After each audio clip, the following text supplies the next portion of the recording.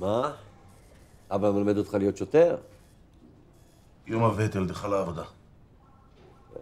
קשוח הילד שלך. מה, ניגש ישר לעסק? תשמע, אם זה בקשר לחשוד, תאמין לי שלא הייתה לי ברירה. אבא שלי מדבר עכשיו. חמוד. אריק, אני רוצה שתשים לב טוב לשיחה הבאה. אני קורא לה שיחת כרטיס צהוב. מה, כמו בכדורגל, אבא? בדיוק כמו בכדורגל בן. צביקה, זה לא מכובד ככה. ומה שאתה עשית מכובד? כן, מה שאתה עשית מכובד? אריק, אל תפריע לאבא בעבודה. סליחה, אבא. עכשיו תקשיב לי טוב, מיקי. בגלל הפשלה שלך, החשוד שלנו שוחרר. ושוחרר בלי לדבר.